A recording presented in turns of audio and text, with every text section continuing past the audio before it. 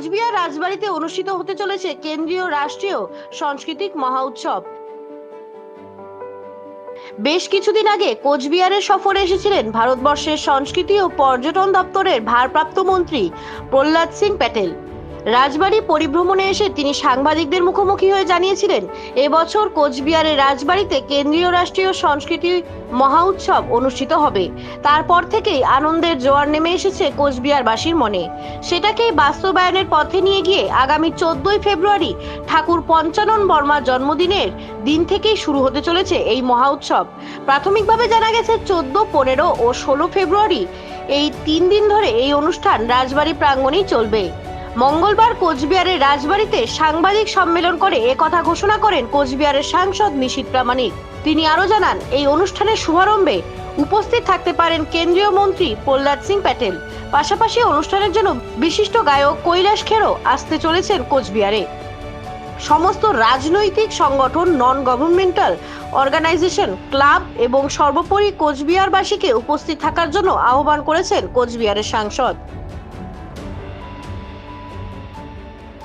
কোচবিহার থেকে দীপ সরকারের রিপোর্ট। আমি দেবস্মিতা, আপনারা দেখছেন নিউজ ফোকাস 24। প্রথমত আমরা জানি যে রাষ্ট্রীয় সাংস্কৃতিক মহোৎসব ভারত সরকারের পর্যটন মন্ত্রণালয়ের এবং সংস্কৃতি এবং পর্যটন মন্ত্রণালয়ের পক্ষ থেকে, যেটা প্রত্যেক 2 বছর অন্তর অন্তর হয়ে থাকে। আমরা এতদিন পর্যন্ত দেখেছি যে বিভিন্ন যে মেট্রোপলিটন সিটিগুলো রয়েছে, বিভিন্ন যে বড় বড় শহরগুলো রয়েছে, সেই শহরে কিন্তু এই রাষ্ট্রীয় সাংস্কৃতিক মহোৎসবের আয়োজন।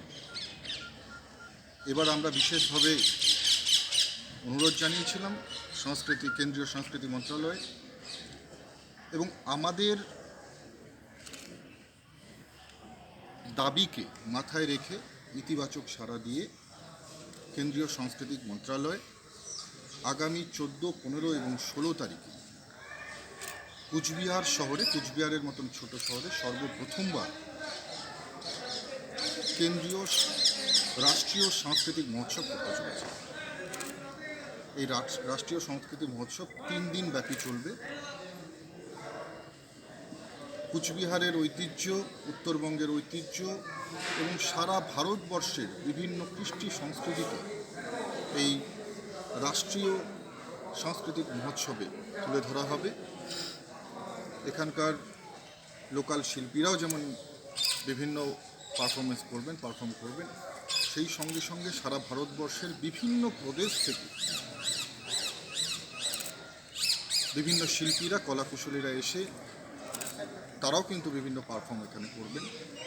কুচবিহারবাসীর আমাদের গৌরবের বিষয় যে সর্বপ্রথমবার কেন্দ্রীয় সাংস্কৃতিক মন্ত্রণালয় আমাদের ডাকে সাড়া দিয়ে এই গৌরব কুচবিহারের মতন ঐতিহাসিক শহরে সর্বপ্রথমবার এই উৎসব করতে চলেছে। মূলত 3 দিন, 14, 15 এবং 16, এই 3 দিন ধরে এই উৎসব হবে। আমরা চেষ্টা করছি যেন ভারতবর্ষের বিভিন্ন বড় মাপের যে সমস্ত শিল্পীরা রয়েছে তারাও যেন এই রাষ্ট্রীয় মহোৎসবে এসে পারফর্ম করেন এবং কুচবিহারবাসীদের যেন সেই অনুষ্ঠান দেখবার সুযোগ হয়। কুচবিহারের ঐতিহ্যকে তুলে ধরার আমরা যে সুযোগ পেলাম, কুচবিহারের কৃষ্টি এবং সংস্কৃতিকে তুলে ধরবার জন্য আমরা যে রাষ্ট্রীয় মঞ্চ পেলাম, আমি সমগ্র উত্তরবঙ্গবাসী তথা কুচবিহারবাসীকে জাতি, ধর্ম, বর্ণ, বিভিন্ন রাজনৈতিক দল, পক্ষ বিপক্ষ সবার কাছে আমি আবেদন করব, আসুন সবাই মিলে এই রাষ্ট্রীয় সাংস্কৃতিক মহোৎসবকে আমরা সাফল্যমণ্ডিত করে তুলি। আমরা কুচবিহারের যে ঐতিহ্য, কুচবিহারের যে সাংস্কৃতিক ব্যাপকতা সারা ভারতবর্ষের মানুষের কাছে এটা তুলে ধরি, ছড়িয়ে দিই। অনুষ্ঠান আমরা কুচবিহার যে প্যালেস, এই প্যালেসকে আমরা সামনে রেখেই আমরা করতে যাচ্ছি। ঐতিহাসিক যে নিদর্শন, সেই নিদর্শনও যেন সারা ভারতবর্ষের মানুষের সামনে আমরা তুলে ধরতে পারি। কুচবিহারের যে গৌরব, সেই গৌরব যাতে তুলে ধরতে পারি, সেই কারণেই কিন্তু কুচবিহার রাজবাড়ির যে প্যালেস গ্রাউন্ড, সেই প্যালেস গ্রাউন্ডেই আমরা আমাদের এই রাষ্ট্রীয় সাংস্কৃতিক মহোৎসব করতে চলেছি। আপনি 14, 15, 16 বললেন, সেটা কি ফেব্রুয়ারি না মার্চ? দেখুন, প্রধানত ঠাকুর পঞ্চানন বর্মার জন্মতিথি আমরা জানি 14ই ফেব্রুয়ারি। ঠাকুর পঞ্চানন বর্মা একজন আমাদের যারা উত্তরবঙ্গবাসীর কাছে প্রাণপুরুষ। আমরা সেই মহান ব্যক্তির জন্মতিথির কথা মাথায় রেখেই কিন্তু 14 তারিখ থেকে আমরা আমাদের যেই রাষ্ট্রীয় মহোৎসব এটা শুরু করতে চলেছি। কোন মানে 14ই ফেব্রুয়ারি, 14, 15, 16। দেখুন, সাধারণত সারা বছর ধরে বিভিন্ন স্টেট লেভেলে যে সমস্ত প্রতিযোগিতামূলক এবং যে সমস্ত সাংস্কৃতিক গোষ্ঠীগুলো বিভিন্ন পারফরমেন্স করে থাকে এবং তার ভিত্তিতে যারা রাজ্যের বিভিন্ন একেবারে শীর্ষস্থানে থেকে থাকেন এবং সেই সঙ্গে সঙ্গে এমন প্রত্যন্ত হারিয়ে যাওয়া সংস্কৃতি যেগুলোকে কেন্দ্রীয় সংস্কৃতি মন্ত্রণালয় সেগুলোকে খুঁজে বের করে তুলে ধরার চেষ্টা করছেন জনসমক্ষে।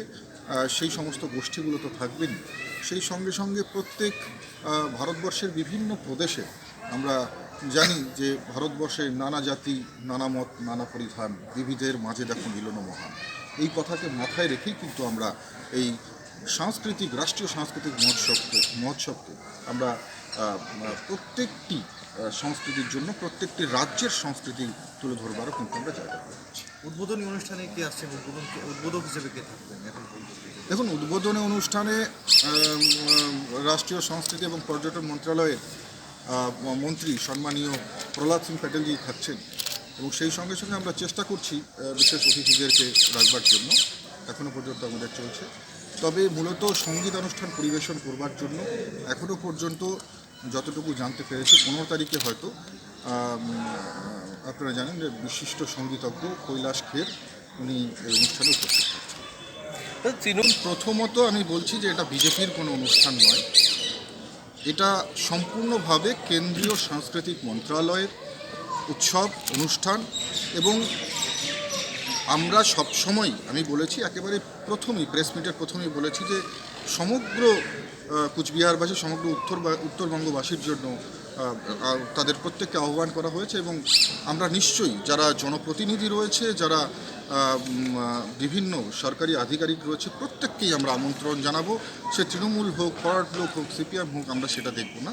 আমরা রাষ্ট্রীয় মহোৎসবটিকে যাতে আমরা সাফল্যমণ্ডিত করতে পারি, যাতে ভারতবর্ষের বুকে এই বার্তা দিতে পারি যে কুচবিহারের ঐতিহ্যকে আমরা এখনও ধরে রেখেছি, কুচবিহারের হারানো গৌরবকে ফেরানোর জন্য আমরা বিভিন্ন সময় আমরা রাজনৈতিকভাবে আলাদা মতাদর্শে বিশ্বাসী হলেও আমরা কুচবিহারের হারানো গৌরবকে পুনরুদ্ধার করবার ক্ষেত্রে আমরা সবাই একসঙ্গে আছি। সেই বার্তাই কিন্তু আমি দেওয়ার জন্য প্রত্যেকটি সংগঠন, রাজনৈতিক সংগঠন, ক্লাব, বিভিন্ন প্রতিষ্ঠান, এনজিও থেকে শুরু করে বিভিন্ন সরকারি আধিকারিক প্রত্যেককেই কিন্তু আমন্ত্রণ জানাবো। প্রথম কথা বলবো যে আপনারা জানেন এই অনুষ্ঠানের জন্য অলরেডি একটা প্রেস মিট করা হয়েছিল। এই অনুষ্ঠান আমরা গত মার্চ মাসেই আমরা এর একটা প্রেস মিট আমরা করেছিলাম যে আমরা হয়তো গত যে এপ্রিল বা মে মাস, সেই সময় কিন্তু এই অনুষ্ঠান করবার কথা ছিল। কিন্তু জানেন যে তারপরেই কিন্তু যে এই প্যান্ডামিকের প্রভাবে কিন্তু সমস্ত যে বিভিন্ন কার্যক্রম সব কিন্তু স্তব্ধ হয়ে গেছে। তাই আমরা যখন ধীরে ধীরে স্বাভাবিক হচ্ছে জনজীবন, সেই সময় কিন্তু আমরা এই অনুষ্ঠান করবার কথা আমরা ভেবেছি। যেহেতু প্রত্যেক 2 বছর অন্তর অন্তর করতে হয়, তাই আমরা যতটা তাড়াতাড়ি সম্ভব এই অনুষ্ঠান কিন্তু কেন্দ্রীয় মন্ত্রণালয়ের পক্ষ থেকে করতে চলেছি। প্রশাসনিক যে অনুমতি আমরা পাবো, লোকাল প্রশাসনের যে অনুমতি পাবো, সেই অনুমতিক্রমেই আমরা যে অনুষ্ঠান বিধি সেটা আমরা পালন করব এবং সেই সঙ্গে সঙ্গে জনসাধারণের জন্য একেবারে আমাদের দ্বার উন্মুক্ত থাকবে। এর জন্য সাধারণ লোক, একেবারে যে কোনো ধরনের লোক এখানে উপস্থিত থেকে অনুষ্ঠান উপভোগ করতে পারেন। আর যারা আমাদের আমন্ত্রিত অতিথি থাকবে, অবশ্যই আমরা তাদের জন্য বিশেষ আসন সংরক্ষণের ব্যবস্থা করবার চেষ্টা করি। রাজবাড়িতে লাইটিংয়ের কাজ শুরু হয়ে গেছে, তাই তো নাকি? কে আছে বিনয়দা? রাজবাড়ি কে আছে? অর্ডার চলে এসছে এবং একেবারে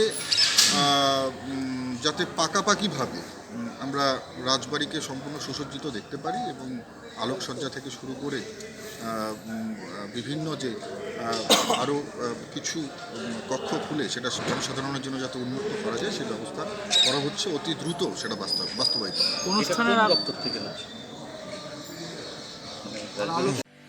আপদে বিপদে আপনাদের সাথে থাকবার অঙ্গীকারবদ্ধ আমরা।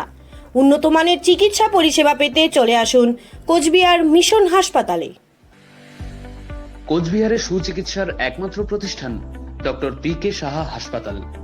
আপনাদের সেবাই আমাদের প্রধান লক্ষ্য। জীবনসঙ্গী বেছে নেওয়ার ক্ষেত্রে আপনি কেন সেই পন্থা রাখবেন না, কারণ এখন রয়েছে আপনাদের হাতের মুঠোয় অ্যারেঞ্জ ম্যাট্রিমনি। অ্যারেঞ্জ ম্যাট্রিমনি 10 বছরের পুরনো উত্তরবঙ্গের বিবাহ প্রতিষ্ঠান। আমরা খুঁজে দেই আপনার আপনজন। ইনস্টল করুন আমাদের অ্যারেঞ্জ ম্যাট্রিমনি অ্যাপ।